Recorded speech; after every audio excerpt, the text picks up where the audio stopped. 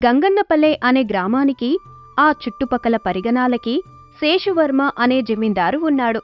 అతని పూర్వీకుల నుండి ఆ చుట్టుపక్కల కొన్ని వందల ఊర్లు వాళ్ళ ఆధీనంలోనే ఉండేవి.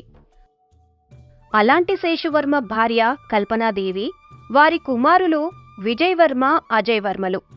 జమీందారీ కుటుంబం తమ మీద ఆధారపడిన గ్రామాలని పోషిస్తూ జీవనం సాగిస్తున్నారు. కాని ఆ జమీందార్ శేషువర్మకి తన కొడుకుల వల్ల పుత్రోత్సాహం కన్నా పుత్రుల వల్ల శోకం ఎక్కువగా ఉండేది. అందుకు కారణం ఏంటో తెలియాలంటే ఆ జమీందారీ దీమానానికే వెళ్ళక్కర్లేదు.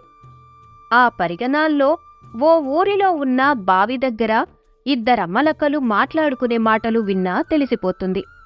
ఇదిన్నావా వదినా? మొన్న పక్కూరి జాతరలో ఆ జమీందారి గారి కొడుకులు జూదాలాటలు ఎట్టారట కదా. ఆళ్ళకి అదేం పోయేం కాలమో ఏమో, చక్కటి వంశానికి వీళ్ళిద్దరూ సీడ పురుగుల్లా దాపరించారు. మరే వదినా, అసలు జమీందారు గోరు ఎట్టాటి మడిసి, ఆయనకి ఇట్టాటి సన్నాసులు కొడుకులేటో. నాకే గనక ఇట్టాటి కొడుకులుంటేనా నా కొడుకులని ఈపాటికి సంపి దినంకోడు ఎట్టేసేదాని ఊరందరికీని. అంత పెద్ద మాటలెందుకు లేవదినా? ఎవరైనా పిల్లల్ని కంటారు కాని ఆళ్ళ రాతల్ని కనలేరు కదా. అయినా ఆళ్ళ తప్పే ఉందిలే, ఆ తల్లి పెంపకం అట్టాటిది. ఈ విధంగా ఆ జమీందారు మంచితనం ఎంత తెలుసో ఆ కల్పనాదేవి గారాభం వల్లే వారి పిల్లలు భయభక్తులు లేకుండా తయారయ్యారన్న విషయం అందరికీ తెలుసు. రాత్రి తప్పతాగి ఆలస్యంగా ఇంటికొచ్చి పడుకున్న కొడుకులు బారెడు పొద్దెక్కినా లేవకపోవడంతో వారి తల్లి కల్పనాదేవి వారిని లేపుతూ, అరే పెద్దబాబు, చిన్నబాబు, లేవండర్రా. మరీ ఎక్కువసేపు పడుకుంటే మీ నాన్నగారికి మీరు రాత్రి ఆలస్యంగా వచ్చిన విషయం తెలిసిపోతుంది. కావాలంటే ఇప్పుడు లేచి ఆయన బయటికి వెళ్ళాక మళ్ళీ పడుకోండి. ఇంతలో అక్కడికి వచ్చిన జమీందార్ శేషువర్మ భార్య మాటలు విని కోపంగా, ఇవేనా కల్పనాదేవి నువ్వు పిల్లలకు నేర్పే పద్ధతులు? అసలు నీ గారాభం వల్లనే కదా వాళ్ళు అడ్డగాడుదుల్లా ఎదిగినా బాధ్యత లేకుండా ఇలా సన్నాసుల్లా తయారవుతున్నది. అనేసరికి కల్పనాదేవికి ఆ మాటకి కోపం వచ్చి భర్త మీద ఇలా గొడవకి దిగింది. చూడండి రాజావారు, ఆ మాటే పిల్లల్ని అనొద్దని మీకెన్నిసార్లో చెప్పాను. అయినా వాళ్ళు జమీందారి వారసులండి. వాళ్ళు కాకపోతే ఎవరు ఖర్చు చేస్తారు? వారి వయసు అలాంటిది. ఇప్పుడు ఖర్చు చేస్తారు, సరదాలు తీర్చుకుంటారు. ఒక వయసు వచ్చాక బాధ్యతలు తెలుసుకుంటారు. అంతేకాని మీరు పదే పదే మన పిల్లల్ని అడ్డగాడిదా, సోంబేరులని ఆ అలగాజనం వాడే భాషతో తిట్టకండి. ఇక ఎంత వాదించినా ఆ తల్లికి బుద్ధిరాదు, ఆ పిల్లలకి జ్ఞానం రాదు అని అనుకున్న జమీందార్ అక్కడి నుండి కోపంగా వెళ్ళిపోయాడు. ఈ విధంగా బయట ఎన్ని వ్యవహారాలు చక్కబెట్టగలిగినా ఇంట్లోనే పుట్టిన ముసలాన్ని ఏమీ చేయలేకపోతున్నాడు శేషువర్మ. ఇలా కొంతకాలం గడిచిన తర్వాత ఒకసారి జమీందారీ కొడుకులిద్దరూ ఆస్తి పంపకాలు చేయమని తల్లితో రాయభారం పంపారు. ఆమె కూడా కొడుకుల మాటకి గంగిరెద్దుల తలాడిస్తూ అదే విషయాన్ని భర్తతో చెప్పింది. చూడండి దేవి, ఇన్నాళ్ళు మీ గారాభంతో పిల్లల్ని వెనకేసుకొస్తున్నా సహిస్తూ వచ్చాం కదా అని ఇప్పుడు ఆస్తి పంపకాల వరకు వస్తే మాత్రం నేను ఊరుకోను. అసలు ఆస్తిని అనుభవించడానికి ఆ వెధవలకి ఉన్న అర్హత ఏంటి?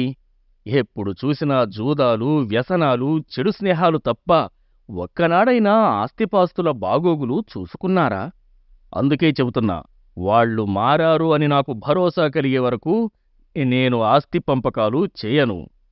మీరు చేయకపోతే మేము పెద్ద మనుషుల్లో పెట్టి మా వాటా మేము దక్కించుకుంటాం. అయినా ఇది మా తాతగారి నుంచి మీకు సంక్రమించింది కనుక మీ నుండి మాకు రావాల్సిందే.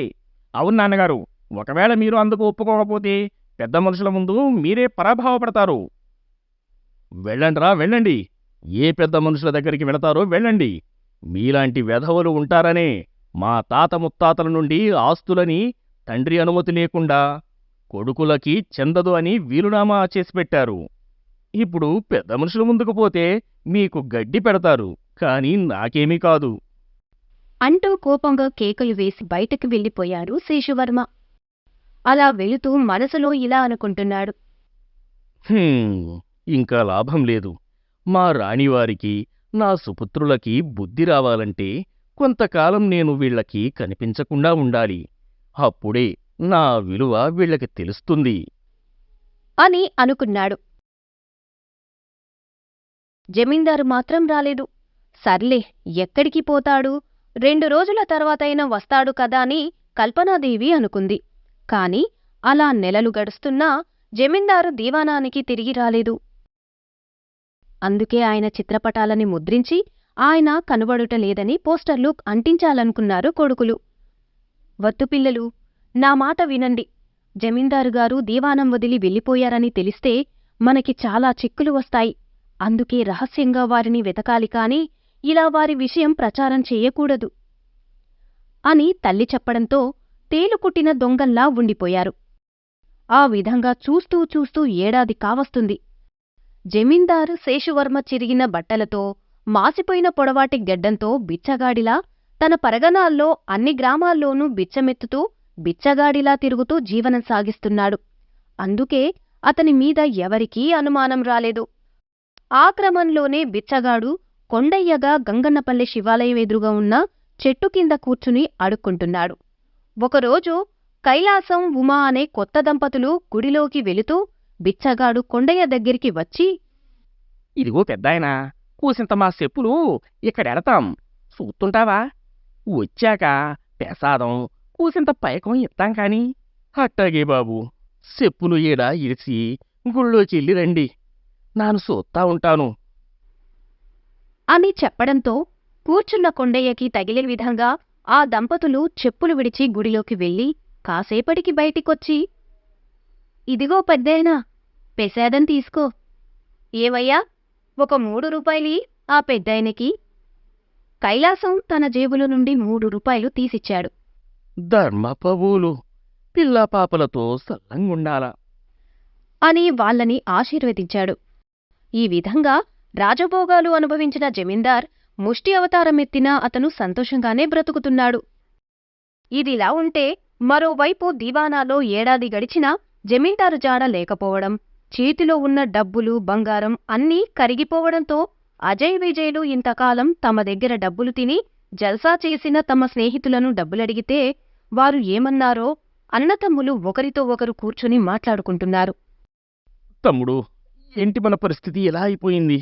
నాన్నగారి ఉన్నన్ని రోజులు మన ఆటలు సాగాయి, మనం ఎన్ని వేషాలు వేసినా నడిచాయి. కాని ఆయన కనపడకుండా పోయిన దగ్గర నుండి మన స్నేహితులు కూడా మనల్ని పక్కనే ఎట్టేశారేంట్రా? అవునన్నయ్య, ఒకప్పుడు మన దగ్గర 1000 రూపాయలు తీసుకున్నవారు ఇప్పుడు మనం ఇవ్వాల్సింది 100 రూపాయలైనాకై బెదిరిస్తున్నారు. మన ఇంతకాలం తప్పుడు స్నేహాల మాయలో పడుతున్నామని నాన్నగారు చెబుతున్నా మనం పట్టించుకోలేదు. ఇప్పుడు దివాణంలో తిండి కూడా లేని పరిస్థితి వచ్చింది. కాస్త డబ్బు సాయం చేయండ్రా అని స్నేహితుడిని అడిగినా మొఖాలు చాటేస్తున్నారు. భోజనం చేసి 2 రోజులైంది, ఒంట్లో ఓపిక సన్నగిల్లుతుంది. చూడండి పెద్దబాబు, మాము ఎన్నో ఏళ్లబట్టి నాన్నగోరి ఉప్పు పులుసు తిన్నామయ్యా. ఆయన గోరి మంచితనం ఏటో మాకు తెలియందు కాదు. అట్టాంటిది ఆరి ఇంటోళ్ళు కట్టాలో ఉన్నారంటే అట్టా ఎట్టా వదిలేత్తాం బాబూ? మాము డబ్బు కోసం పనిచేసేవాళ్ళం కాదు బాబూ, మడిసి కోసం చేసేటోళ్ళం. అందుకే మా ఇంట్లో వండి తెచ్చానయ్యా. పెద్దోళ్ళ తిండి కోసింత ఉప్పు కారాలు అటు ఇటు ఉన్నా ఏటనుకోకండి బాబూ. మీరందరూ తిండి తిని 2 రోజులైంది కదా, ఈ 4 ముద్దలు తినండయ్యా. అమ్మగోరికి మా పిల్ల అట్టుకెళ్ళింది అని చెప్పడంతో ఇంతకాలం తన తండ్రి సంపాదించుకున్నదేంటో పంచిందేంటో ఆ కొడుకులకి అర్థమైంది. రావులమ్మా, మా డబ్బు తిన్నా మా స్నేహితులు కూడా మేము కష్టాల్లో పడగానే మొఖాలు చాటేస్తుంటే మా దగ్గర పనిచేసిన మీరు మా కడుపు నింపాలని చూస్తున్నారా? ఇన్నాళ్ళు నాన్నగారు మీలాంటి వాళ్లకి దానాలు చేస్తుంటే తేరగా తీసుకుని పోతున్నారనుకున్నాం కాని ఇప్పుడు మీరే మా పరువుని, మా ప్రాణాలని కాపాడుతున్నారు. ఇంతకాలం మీ అందరితో దురుసుగా ప్రవర్తించి ఉంటే క్షమించండి రాములమ్మ అని కన్నీళ్లు పెట్టుకున్నాడు. ఈ విధంగా తండ్రి ఏ ఉద్దేశంతో ఇంట్లో నుండి వెళ్ళిపోయినా ఆయన లేకపోవడంతో జీవితమంటే ఏంటి, తమ చుట్టూ ఉన్న నిజమేంటో వాళ్లకి తెలిసొచ్చింది. మరోవైపు బిచ్చగాడిగా గ్రామాల్లో తిరుగుతున్న జమీందార్ ప్రతి రాత్రి ఊరి బయట పాడుబడిన ఇంట్లో పడుకుని పొద్దున్నే ఊళ్ళోకి వచ్చి అడుక్కునేవాడు. ఒకరోజు అతనలా వచ్చేసరికి ఊరు మొత్తం కాలి బూడిదైపోయి ఉంది. ఇల్లు కాలిపోయి ఊరి జనం లబోదిబోమని ఏడుస్తున్నారు. ఏంటమ్మా, ఈ దారుణం ఏంటయింది? ఊరంతా ఇట్ట తగలబడిపోయిందేంటి? ఇంతకాలం అడుక్కునేవాడిగా ఉన్న నన్ను కూడా తమలో ఒకడిగా చూసుకున్న వీళ్ళు ఇంత కష్టంలో ఉంటే చూస్తూ ఊరుకోకూడదు. అందుకే ఏమైనా సరే నేను దివాణానికి వెళ్ళి ఉన్న ఆస్తులు తెగనమ్మైనా సరే వీళ్ళందరినీ ఆదుకోవాలి. ఈ విషయంలో నా కొడుకులు అడ్డుపడితే వాళ్ల తలలు పగలగొట్టైనా వీళ్ళని ఆదుకోవాలి అని బిచ్చగాడిగా ఉన్న కొండయ్య తన దివాణానికి వెళ్ళాడు. బిచ్చగాడిగా మారిన జమీందార్ని చూసి అందరూ ఆశ్చర్యపోయారు. ఆయన మళ్లీ తిరిగొచ్చినందుకు సంతోషించారు. అతని భార్య కల్పనాదేవి భర్తతో, ఏవండి, ఏంటండి ఈ అవతారం? మీరేంటి ఈ బిచ్చగాడి వాలకమేంటి? మీరు వెళ్ళాక మాకు బుద్ధొచ్చిందండి. మీకు నచ్చినట్టే ఉండండి. నేను పిల్లలు మీరు చెప్పిందే చేస్తాం ఇక మీదట. సరే, ఇప్పుడు ఈ మాటలకు సమయం కాదు. అవతల ఊరంతా తగలబడి పాపమా ప్రజలు నిరాశ్రయులయ్యారు. వాళ్ళని వెంటనే ఆదుకోవాలి. నాన్నగారు, మమ్మల్ని క్షమించండి. ఇన్నాళ్లు మేము తప్పుడుదారుల్లో పడి మీ మాటలు అశ్రద్ధ చేశాం. అవును నాన్నగారు, ఇక మీరు ఇచ్చే ఆస్తుల కోసం కాదు, మా కష్టాన్ని నమ్ముకునే మేము బ్రతకాలనుకుంటున్నాం. మీరు మళ్ళీ ఎక్కడికి వెళ్ళిపోకండి అని అనడంతో కొడుకుల్లో వచ్చిన మార్పును చూసి శేషు సంతోషించాడు. కాని ఆ ఊరిని ఆదుకోవాలన్న హడావిడిలో ఉన్న అతనికి కొడుకులు కూడా సహాయం చేయడంతో ఆ దివాణంలోని రహస్య ఖజానాలో నుండి దాచిన డబ్బుతో ఆ ఊరిని ఆదుకుని వారందరికీ మళ్లీ ఇల్లు కట్టిస్తానని మాటిచ్చాడు. అందుకే నీడలేని వారికి భోజనాలు ఏర్పాటు చేసిన ముష్టివాడు కొండయ్యగా అక్కడకు వెళ్ళి, ఇంక మీకు భయం లేదు. మీ కష్టం నేను తీరుస్తానని మాట ఇస్తున్నాను. అయ్యా జమీందారు గారు, ఇంతకాలం ముట్టాడిగా ఉన్నది మీరని తెలియక మీ శాతమా చెప్పులకి కాపలా కాయించామయ్యా.